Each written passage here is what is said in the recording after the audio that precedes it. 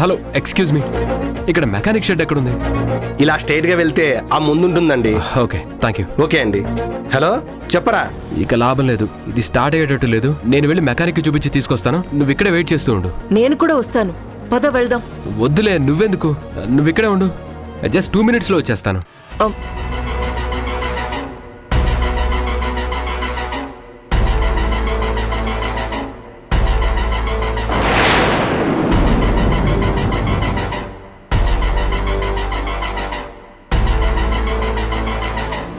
రుద్రాణి,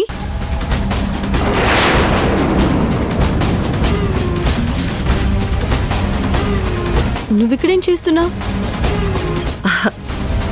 అది నేను మా ఆయన కలిసి బండి మీద వెళ్తుంటే బండి ఆగిపోయింది. బైక్ రిపేర్ చేయించడానికి బైక్ తీసుకెళ్లారు, అందుకే వెయిట్ చేస్తున్నాను. అవునా, సరేరా, మనం కూడా మీ ఆయన దగ్గరికి వెళ్దాం. వద్దొద్దు, నువ్వెళ్ళు. నేను మా ఆయన వచ్చాక ఆయనతో కలిసి వెళ్తాను. సరే, అయితే మీ ఆయన వచ్చేంత వరకు నేను నీకు కంపెనీ ఇస్తాను. ఎందుకు చంద్రిక? నీ దారినే నువ్వెళ్ళు, నేను నా దారిన వెళ్తాను. అదేంటి రుద్రాణి, మీ ఆయన్ని మాకు పరిచయం చేయవా? ఇంతకు ముందు కూడా ఇంటి దాకా వచ్చినా కానీ ఆయన్ని చూపించకుండా పంపించేశావు. కనీసం ఇప్పుడైనా పరిచయం చేయవా? కాసేపట్లో ఎలాగో వస్తారుగా, పరిచయం చేసుకున్నట్టు ఉంటుంది. ఇక్కడే ఉంటానులే. అమ్మో, ఇది ఇక్కడే ఉండి భరత్ని కనుక చూసిందంటే మళ్ళీ ఏం గొడవలు అవుతాయో ఏంటో. అబే, ఆయన బహుశా బండి రిపేర్ చేయించుకురావడానికి టైం పడుతుంది. మళ్ళీ నీకేదన్నా పనుంటుంది కదా, నువ్వెళ్ళు చంద్రిక. ఆ తర్వాత తీరిక చూసుకుని ఎప్పుడో ఒకసారి ఇంటికి వస్తానులే, నువ్వెళ్ళు. ఇప్పుడు నాకంత అర్జెంట్ పనేం లేదు. మీ ఆయన్ని చూసి పలకరించే వెళ్తాను, సరేనా? ఆటో, నీకేం పనిలేదేమో, నాకు మాత్రం చాలా పనుంది. నేను వెళ్తున్నాను, కావాలంటే నువ్వే వెయిట్ చేసుకో. ఆగు రుద్రాణి, రుద్రాణి. బాబు, ఆటో త్వరగా పోని. బాయ్ చంద్రిక. ఏంటిది, తన భర్త వస్తాడు అని చెప్పి అతను రాకుండానే అలా వెళ్ళిపోతుంది. ఎందుకు వాళ్ళ ఆయన్ని చూపించమంటే అలా అవాయిడ్ చేస్తుంది? ఏమై ఉంటుంది? ఏదో తేడాగా ఉంది.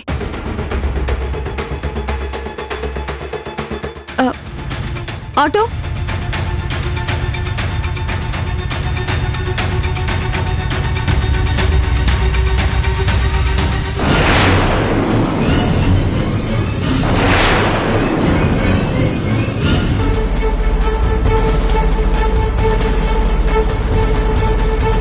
రుద్రాణి ఎక్కడికి వెళ్ళింది?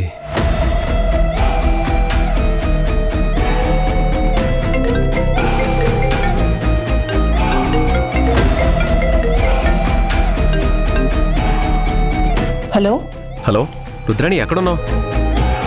బండి రిపేర్ చేయించుకొని వస్తానని చెప్పాను కదా, ఈలోపు ఎక్కడికి వెళ్ళిపోయావు? సారీ విజయ్, నాకు అర్జెంటుగా ఫోన్ వచ్చింది. నేను ఒక ఇంపార్టెంట్ పని మీద వెళ్తున్నాను. నువ్వు ఒక పని చెయ్యి, నువ్వు రెస్టారెంట్ దగ్గరకు వచ్చేయి, నేను డైరెక్ట్గా అక్కడికే వచ్చేస్తాను, సరేనా? సరే, బాయ్.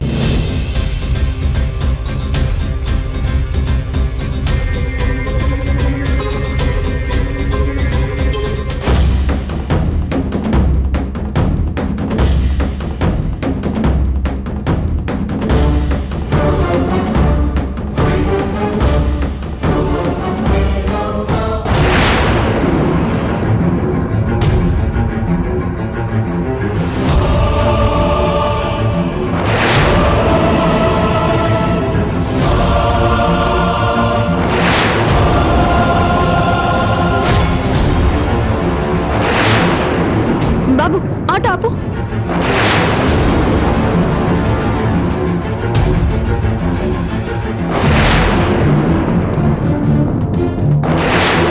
యాండి, భరత్ గారు, బాబు ఆయన ఫాలో అవ్వు.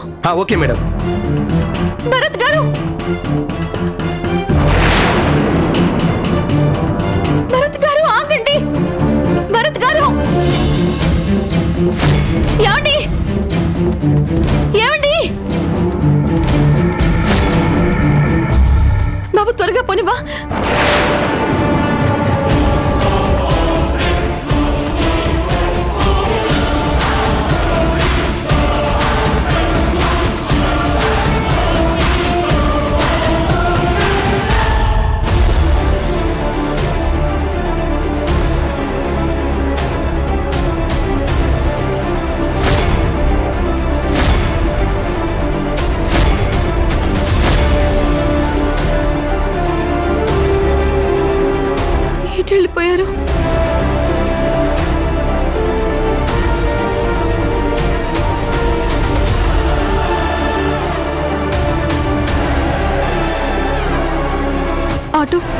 వెనక్కి పదండి.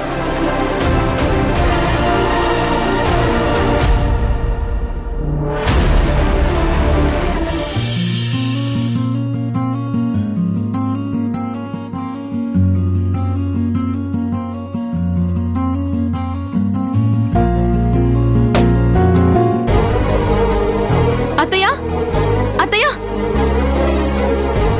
అత్తయ్య, చంద్రిక, ఏంటమ్మా అప్పుడే వచ్చావు? వెళ్ళిన పని అయిపోయిందా? అత్తయ్య, మీకు విషయం చెప్పాలత్తయ్య. భరత్ గారు నాకు మళ్ళీ కనిపించారత్తయ్య.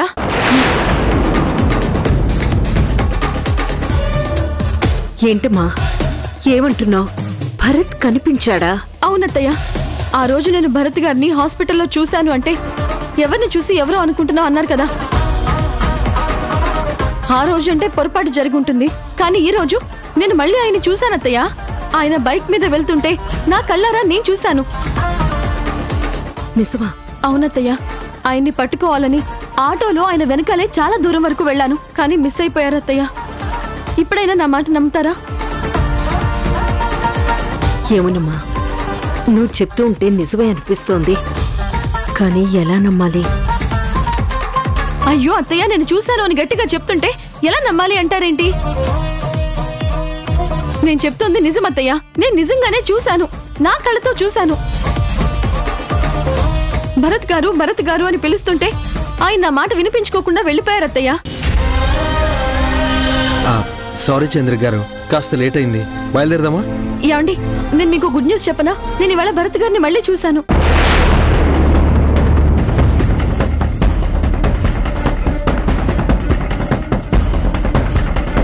ఏమన్నారు? మళ్ళీ చూసారా? నిజమా? అవునండి, మీకోసం బయలుదేరుతూ ఉంటే ఆయనే నాకు రోడ్డు మీద కనిపించారు. ఆ విషయం అత్తయ్యకి చెప్దామని నేను మళ్ళీ వెనక్కి వచ్చాను. అసలు మీరు చెప్తుంది నిజంగా నాకు నమ్మశక్యం కావట్లేదండి. అయ్యో, ఎందుకండి? ఎందుకు నమ్మలేరు? నిజానికి మీరు హాస్పిటల్లో భరత్ గారిని చూశాను, మీ భర్తని చూశానన్నప్పుడే అది నిజమై ఉండదని నేను అనుకున్నాను. కాకపోతే మీరంతలా చెప్తున్నారు కాబట్టి మీ మాట కాదనిలేక మీతో పాటు ఎంక్వైరీకి రావాలనుకున్నాను. కానీ నిజం చెప్పాలంటే నాకు కూడా నమ్మకం లేదండి. మీరెవ్వరూ నమ్మకపోయినా పర్వాలేదు, కానీ నేను నమ్ముతున్నాను. నా భర్తను నేను కళ్ళారా చూశాను. ఆయన అసలు ఇంటికి రాకుండా ఎందుకున్నారో, ఎందుకలా బయట తిరుగుతున్నారో నాకు వెంటనే తెలియాలి. నేను ఇప్పుడే పోలీస్ స్టేషన్లో కేసు ఫైల్ చేస్తాను. చంద్రిక గారు, ఒక్క నిమిషం. ఎక్కడికి వెళ్తున్నారు? మరేం చేయనండి, నా భర్త కనిపించట్లేదు. కావాలనే అవాయిడ్ చేస్తున్నారని పోలీస్ స్టేషన్లో కేసు పెడతాను. పోలీసులు ఆయన్ని పట్టుకొని ఇంటికి తీసుకొని వస్తారు కదా.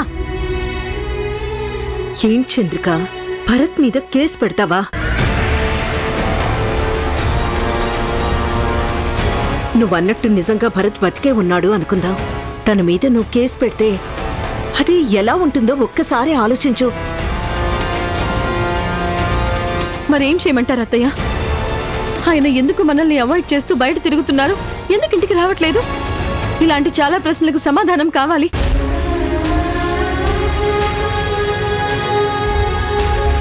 ఆయన నా కళ్ళెదురుగా కనిపిస్తే నిలబెట్టి మాట్లాడొచ్చు, కానీ ఆయన మన నుంచి తప్పించుకుని తిరుగుతున్నారు కదా అత్తయ్య. చంద్రిక గారు, మీరు కొంచెం ఆవేశం తగ్గించుకోండి, నా మాట వినండి. దయచేసి మీరు తొందరపడకండి. నిజంగా మీరు చూసింది భరత్ గారినే అయితే దాన్ని ఎలా సాల్వ్ చేయాలో నేను చెప్తాను. మీరు తొందరపడకండి. ఏంటండి తొందరపడొద్దు అంటారు? అవతల నా భర్త దూరం అయిపోతూ ఉంటే చూసి కూడా తొందరపడకుండా ఎలా సైలెంట్ గా ఉండాలి? సరే, మీరు ఎలాగో అతన్ని చూశారు కదా, నేనే ఎంక్వైరీ చేస్తాను, ప్లీజ్. నా భర్త నా కోసం తప్పకుండా వస్తారు. ఈ రోజు కాకపోతే రేపైనా సరే ఆయన నా కోసం తప్పకుండా వస్తారు. లేదంటే నేను ఆయన వెతుక్కుంటూ ఖచ్చితంగా వెళ్తాను. చిట్టి తల్లి, మీ నాన్న బ్రతికే ఉన్నారమ్మా. మన కోసం భగవంతుడు మళ్ళీ ఆయన్ని తిరిగి మన దగ్గరికి పంపించేశాడు. పద.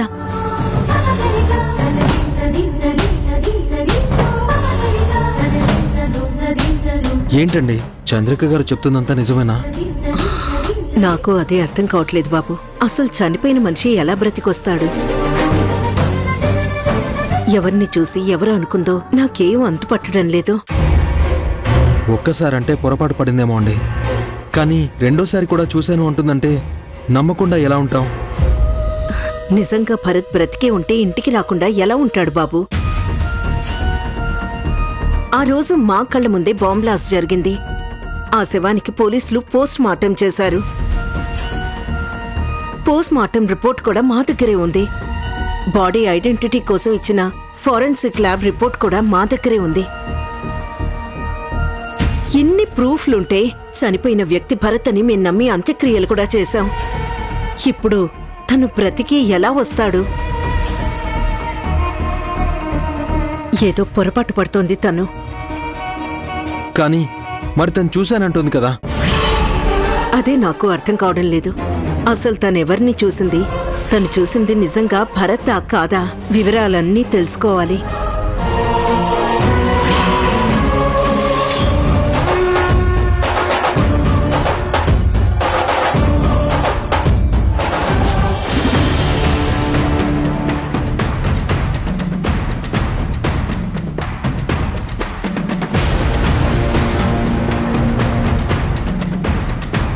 రుద్రా, రుద్రా, రుద్రా! ఏంటి రుద్రా, ఏంటిది? ఎందుకు ఇలా చేసావు? నేను రెస్టారెంట్కి వచ్చేసరికి నువ్వు అక్కడి నుంచి వచ్చేసావేంటి?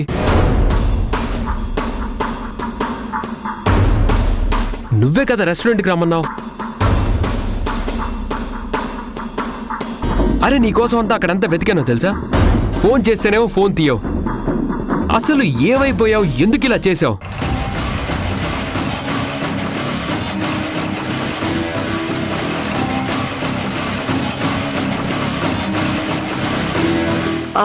అబ్బా అది ఇదిగో నీరజ్కి ఒంట్లో బాలేదని ఫోన్ చేసింది. అందుకే ఏం చేయాలో అర్థం కాక గబగబా వచ్చేశాను.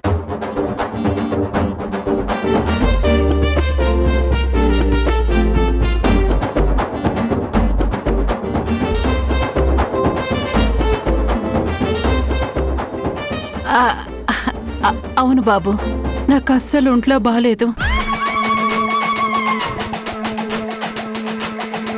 ఇంట్లో ఉన్న చాకరీ అంతా నాతోనే చేస్తుంది కదా, అందుకే నేను బాగా వీక్ అయిపోయాను. మీరైనా చెప్పండి, ఒక నెల రోజుల పాటు నాకే పని చెప్పొద్దని మా మేడంకి చెప్పండి బాబు. నెల రోజులు ఎందుకు నీరజా? 2 రోజుల్లో అంతా సెట్ అయిపోతుందని డాక్టర్ చెప్పారు కదా. కాబట్టి 2 రోజులు రెస్ట్ తీసుకో, సరిపోతుంది. సరేనా? ఆ డాక్టర్లంతే మేడం, వాళ్ళు మనుషుల్ని బట్టి ఒక్కో రకంగా మాట్లాడుతూ ఉంటారు. నా ప్రాబ్లం నాకు తెలుసు కదా. మీరు ప్రతిసారి బయటికి వెళ్తారు, వెళ్ళిన ప్రతిసారి నేను మిమ్మల్ని ఇలా ఫోన్ చేసి నాకు ఒంట్లో బాలేదు, సీరియస్ గా ఉంది, మీరింటికి రండి అని పొద్దస్తమాను చెప్పలేను కదా. అదే ఒక నెల రోజుల పాటు ఏ పని చేయకుండా హాయిగా రెస్ట్ తీసుకున్నానే అనుకోండి, నా ఆరోగ్యం సెట్ అయిపోతుంది. అప్పుడు మీకు కూడా ఎలాంటి ఫోన్లు రావు. ఏమంటారు మేడం? అది కాదు రుద్ర, అలాంటి పరిస్థితి ఉన్నప్పుడు నాకు ఫోన్ చేయాలి కదా. నేను ఫోన్ చేశాను విజయ్, కానీ నీ ఫోన్ కలవలేదు. సరే, తను ఒంటరిగా ఉంది, ఎలా ఉందో ఏంటోనని. మనం తప్ప తన్ని చూసుకోవడానికి ఎవరున్నారు చెప్పు? అందుకే అక్కడి నుంచి వచ్చేశాను. వచ్చి తన్ని డాక్టర్ దగ్గరికి తీసుకెళ్లి చూపించుకొచ్చాను.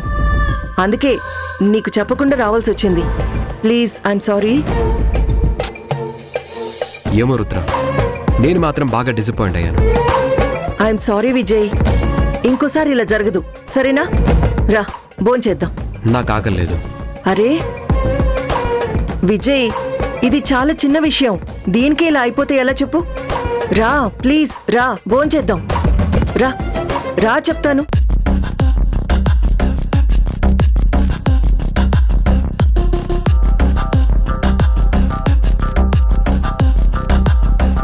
కూర్చో.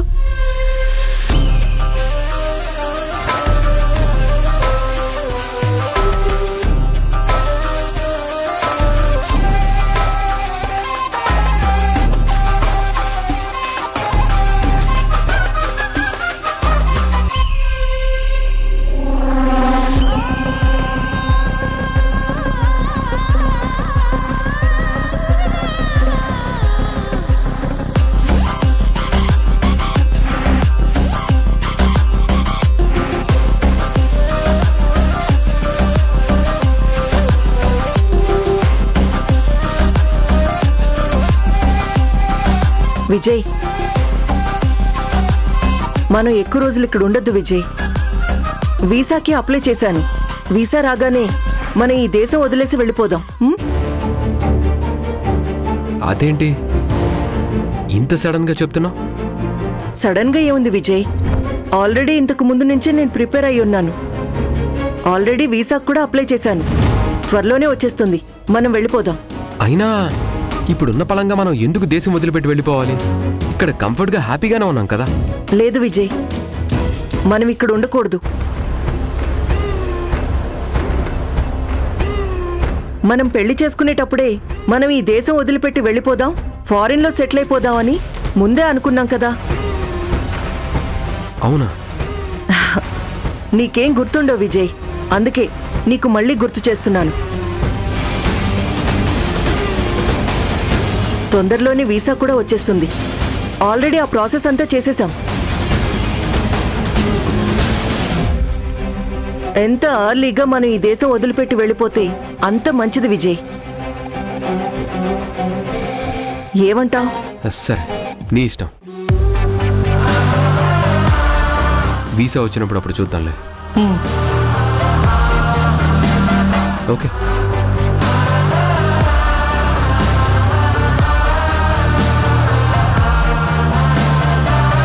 ఏమైంది మేడం? చంద్రిక కనిపించిందా? ఏంటి నీరజా, ఏం మాట్లాడుతున్నావు? తడుముకోకుండా అబద్ధం చెప్పినప్పుడే నాకు అనుమానం వచ్చింది. లేకపోతే నా కొంట్లో బాగాలేదని మీరెప్పుడు ఫీల్ అవ్వాలి చెప్పండి? నన్ను మీరు అడ్డం వేసినప్పుడే అనుకున్నాను ఎలాంటిదేదో జరుగుంటుందని. చెప్పండి, ఏంటి నిజంగానే చంద్రిక కనిపించిందా? అవును, అనుకున్నాను మేడం, అనుకున్నాను. ఇలాంటిదేదో ఉంటుందని నేనప్పుడే అనుకున్నాను. లేకపోతే మీకసలు ఈ దేశం వదిలిపెట్టి వెళ్ళిపోవాలన్న ఆలోచన ఎందుకొస్తుంది చెప్పండి? ఆ ఆలోచన ఇప్పటిదేం కాదు, ఎప్పటినుంచో అనుకుంటున్నా. నిజంగానే భరత్ని ఇక్కడ ఉంచకుండా తీసుకుని వెళ్ళిపోతాను. ఇక్కడుంటే ప్రతిసారి సమస్యే. అది కూడా నిజమేలే మేడం. క్షణక్షణ గండం నూరేళ్ల ఆయుష్ అన్నట్టుగా ఎన్ని రోజులలా దొంగ బతుకు బతుకుతారు చెప్పండి? మీరు ప్రశాంతంగా బయట తిరగాలంటే ఈ దేశంలో అయితే కుదరదు, దేశం దాటాల్సిందే. అందుకే త్వరలోనే ఇక్కడి నుంచి వెళ్ళిపోయే ప్లాన్ చేస్తున్నాను.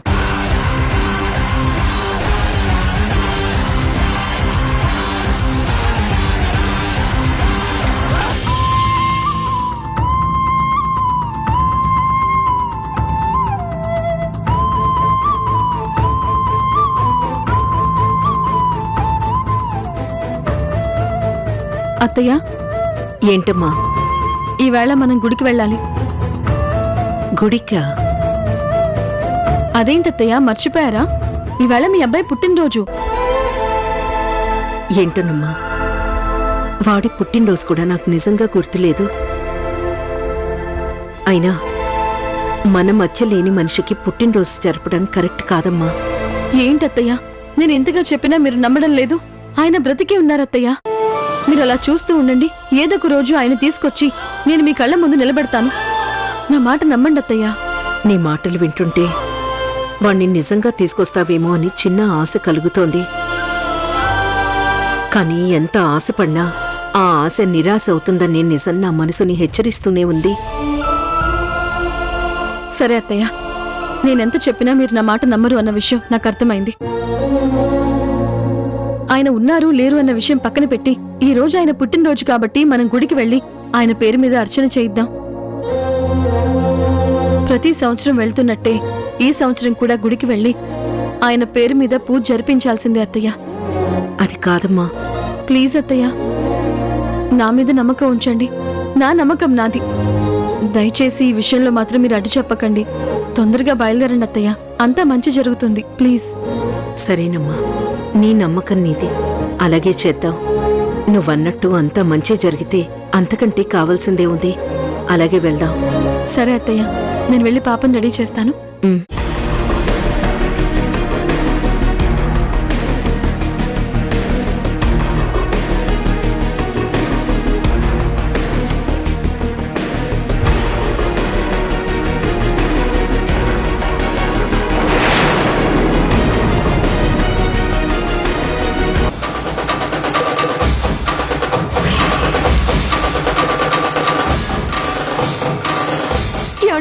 ఏమండి ఏమండి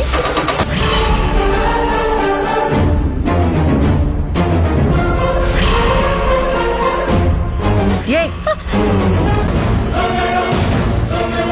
ఇతను ఎవరనుకుంటున్నావు? నా భర్త.